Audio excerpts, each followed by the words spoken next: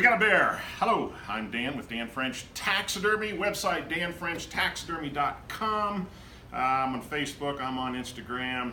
I'm famous. There it is, but not too many people know about me. Hey, today we're going to do a bear. Going to skin out the head, going to skin out a paw, because a lot of people don't know how to skin out heads or skin out paws. This is going to be a... Hi, my name's Bob. This is going to be a rug mount, which affects how I skin it a little bit on the pads. But because it's skin mount, I'm going to skin up the chin right down the center. And we will end up right there is good. This is fall, so this guy's got lots of fat on him. And this guy did what lots of people do, and that is he skinned it out and then he put it like this so he could look at the bear, look at us, and it held the heat in here, and so you see the nice green stuff has a wonderful aroma. I'm not sure if you can smell that or not, but it can still be saved, I think. So lots of fat, lots of fat. So I'm in the lower jaw right now. Sometimes you just got to cut through all this stuff and get down to, it's hard to see where the hide is and where the meat leaves. Here's an ear. They can be real irritating, especially when they're irregular, but right there is the base of it, and here is the butt of it, and so I'm going to cut right through that. But a lot of people have that's fine, but a lot of people have a tendency to cut way too high. So we got one ear. I'm going to come over here, work on this other. It's a little eerie, I know, but all right. Please bear with the jokes. Okay, so right there like that. I'm going to have another ear somewhere. Right here's the base of it, the ear. I'm going to cut closer this way so I don't make as small a hole as possible. Look at that, I even made a little bit too big of a hole. It's not bad, but it's a little bit too big. Again, this is going to be a rug mount. Everything's the same for a rug mount as it would be for a shoulder mount or life size. One different with rug mounts, I usually cut the pads off. All right, so we're going past the ears, pulling up the head. It's just like skinning the rest of it. Just pull and skin and pull and skin and pull and skin and sometimes they can be a real bear. Bear with me.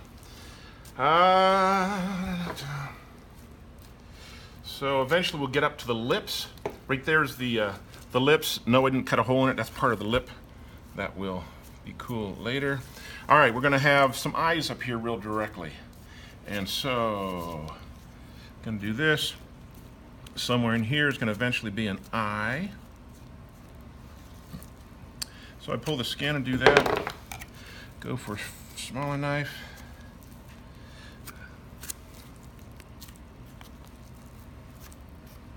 And I got an eye there that's about to poke out. If you, here you go another way. If you want to, you flip it out, you got the eyeball, you stick your finger in the eyeball. Most people have a tendency not to cut their finger. And that way there.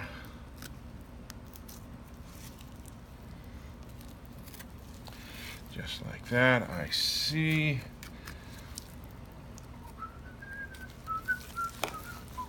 One eye about done. Coming over here to the other eye. And again, you can stick your finger in there, but these knives are Victorian ox. Used to be the name Forstner. You go to any meat shop, you're going to see a black knife just like that. This is a 5-inch semi-stiff boning knife, and I love them. And that's all they use for skinning. And this is also a Victorian ox, but it's a little paring knife. All right, here we're at the eyeball. Gonna slice through there. Put your finger in there, help you pull it. I'd say it's a bullseye, but nope, you're wrong. All right, got the two eyes going down. Flip it over. So here's now we got the cheek. There's his teeth, and keep pulling. Little flies have been in there doing their thing. And flip it there. Pulling it, put your finger in there.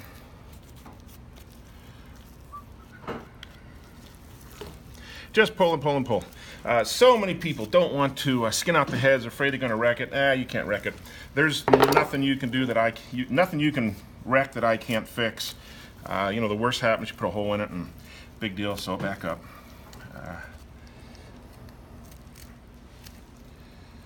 All right, there's some big old chomper teeth.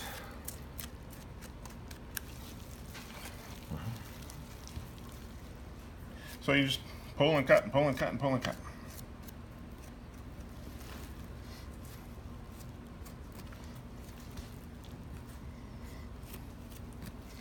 I also have a YouTube video on how to skin out a moose and a deer and an antelope, if you care. We're at Fort Collins, get all my work done in 3 to 5 months, which is world record fast in the world of taxidermy. So here's his nose, here's his lower jaw. I'm gonna cut that out. And no, you don't have to go this fast, but if it goes slow, you'll get bored. Besides, I don't know how to go slow. Not in my nature. There's the nose, so you got some cartilage action out there. Pulling it out a little bit more, and I'm just gonna slice right across. Right like that. There you are. Skinned out, head's off there, and dun-dun-dun-dun-dun. Couple eyes, couple ears. That.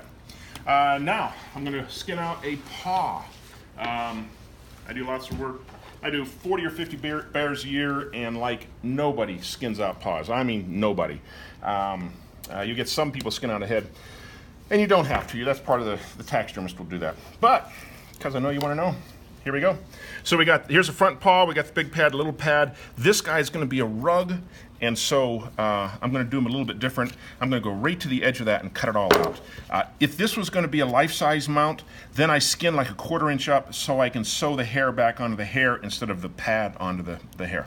But it's going to be a rug, and so I am going to, you know what, I'm going to leave that pad on because I'm not totally sure what the guy's going to have.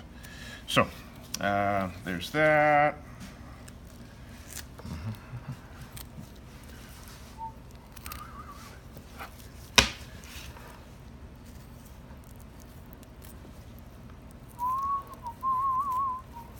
Once upon a time, I know you want to hear a story. Once upon a time,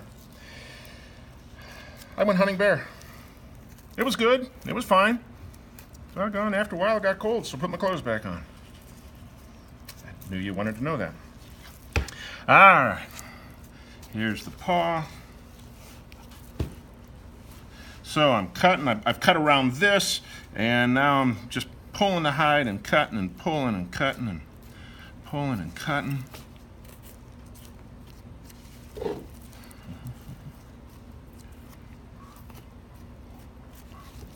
Got his toes there. Sure, why not? I'll slice right through that.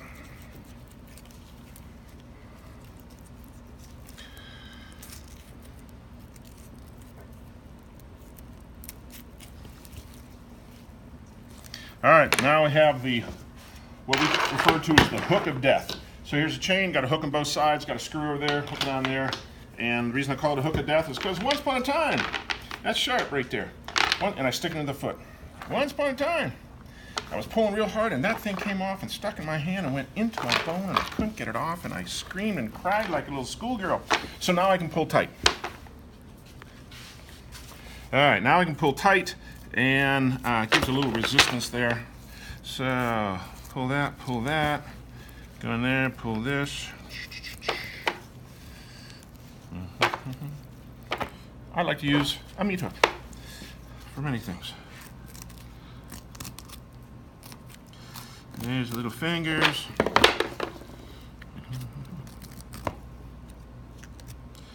Alright, go in there.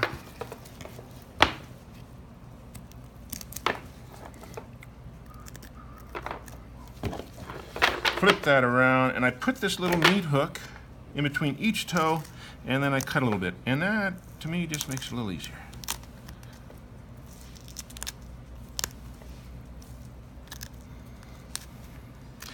I've always fantasized about taking a barefoot, the bone part, digging a little shallow grave and just having one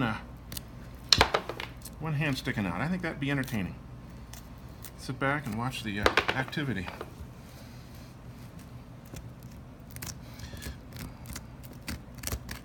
Have an employee once that took home a bare foot, sat in his easy chair, got himself a cloth, waited for his wife to come home from work. She came home and he said, honey, got tangled up in the machinery at work today. Of course, she says, let me see.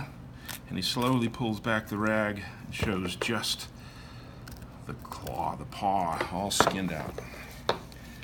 After she recovered, she threatened to kill my employee. Rude. All right, so there, we got the paw skinned out a little bit and down to the last joint. And now I will, one at a time, bone those out.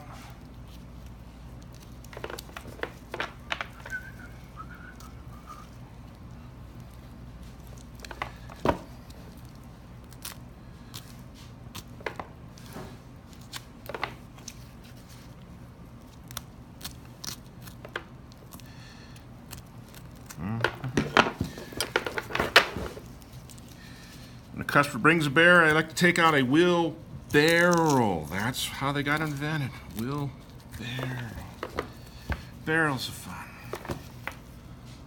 Alright, just pulling. You can see how that chain just really makes things a lot simpler and easier. And come on. Dun, dun, dun, dun. Isn't that cool? You can do a lot of cool things with that. There's gotta be some fun. Halloween headquarters right here. All right, there it is. How to skin out a bear head, how to skin out a bear paw. Again, I'm Dan, DanFrenchTaxidermy.com. You can learn stuff about me. Hey, thanks for joining. See ya.